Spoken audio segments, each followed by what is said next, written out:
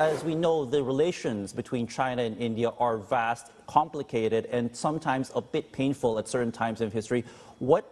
How much more needs to be done before ties and perhaps trust can be normalized between these two countries? You are absolutely correct. The Chinese foreign minister likes to describe the relationship between India and China as that between a dragon and the elephant, and he even talks about the dragon and the elephant dancing.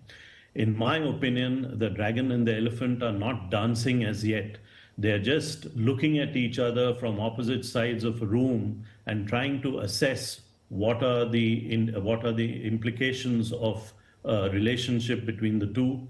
It's going to take time to bring the relationship back on track. What has been agreed to yesterday in the bilateral meeting between President Xi and Prime Minister Modi is that some of the old ties will be brought back onto track, such as the easing of visa issuance, such as direct flights between India and China, such as resurgence of ties on pilgrimages between the two countries. But this is only the start. It's going to be a long, arduous journey to get the relationship back on track, leave alone moving it forward. So it's going to be slow, it's going to be cautious on both sides, and it's going to be calibrated by both sides. And a key measure that underpins this potential thawing or normalization of relations are the security agreements that were agreed between China and India along some parts of the contested borders. How realistic is it, though, for these to be enforced at the moment? And is there enough incentive from both sides, New Delhi and Beijing, to actually abide and make sure that these security agreements are intact to make sure that relations can be normalized later on? Absolutely. India has made it very clear, even in the meeting yesterday between Prime Minister Modi and President Xi, that peace on the border is critical to moving the relationship forward, to having a good relationship between the two countries. And therefore, it is essential for both the countries not only to disengage troops which were in close confrontation with each other on the western sector of the India-China border, but also to de-escalate troops, which means that the troops which are still in high altitude positions should go back to their normal peacetime locations. So that is something which is going to be worked on. That is something which was discussed when a few days ago, Foreign Minister Wang Yi visited Delhi and discussed these matters with the External Affairs Minister of India, as well as the National Security Advisor of India. So it is very, very important to maintain peace on the border for the relationship to move ahead and move forward. Gautam, of course, whenever we talk about China and India, we have to also talk about Pakistan, another country that India has a very long and perhaps some would say painful relationship or history with, especially because how deep the ties between China and Pakistan are. Do you think that this plays a part in perhaps hindering or fostering stronger trust or ties between China and India? Or do you think that the presence of Pakistan at the moment and the existing ironclad relationship between Pakistan and China isn't as much of a threat, that is, or viewed as much of a threat by New Delhi in terms of forging their own independent relationship with China?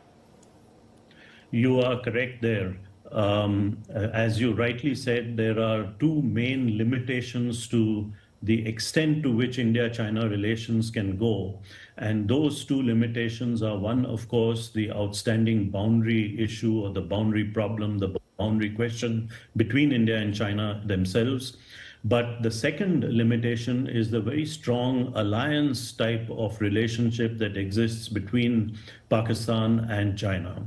In the recent operation post the terrorist attack at Pahalgam, the recent Operation Sindoor that took place, the conflict that took place between India and Pakistan, we saw that China had provided Pakistan not merely with weapons, equipment, platforms like aircraft, but also during the operations, there was continuing collaboration and cooperation between the two countries, real-time cooperation on intelligence, reconnaissance, and other such similar kind of activities. So that puts a different spin on the whole relationship between Pakistan and China, and it does become a limiting factor to the extent to which India-China ties can grow and improve. A limited factor, but is it insurmountable in terms of fostering a proper and a warmer relationship between China and India? No, I won't say it's insurmountable, but there has to be a clear understanding between Beijing and New Delhi on both these issues, on trying and attempting to ensure peace and tranquility on the border, and on the kind of relationship that Beijing enjoys with Pakistan, with Islamabad. So both those things could be addressed, but we haven't got to that point as yet. We are still trying to get the relationship back on track. We are still short of the kind of relationship that the two countries, India and China, enjoyed, say, in the end of 2019, before the downturn in relations commenced in the summer of 2020 with the action that the PLA took on the western sector of the India-China boundary. Gautam, I wanted to go back to one of your recent op-eds, actually, where you characterized or mentioned that China seems to have a multipolar approach when it comes to the global stage, but a unipolar approach when it comes to the Asian stage. Can you elaborate on what you meant by that?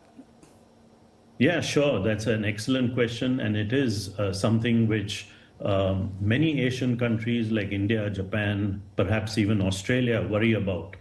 That while Beijing continues to work and do everything in its power to ensure that there is multipolarity at a global level, that the dominance of the United States is reduced several notches. At the same time, it is trying to ensure that there is unipolarity in Asia, meaning that China is the big brother, China is the big boss in this part of the world, in its backyard, which is Asia. And that is something which I think many Asian countries, and I just gave you some examples, India, Japan, perhaps Australia can also be included in that, do not really want to see. So in the statement that was issued by the Indian Foreign Ministry yesterday after the bilateral meeting between President Xi and Prime Minister Modi, there was a clear reference that we should work, India and China should work towards multipolarity, not only at the global level, but also in Asia itself. And I think that speaks volumes, and I think you've hit the nail on the head by asking this question. Okay.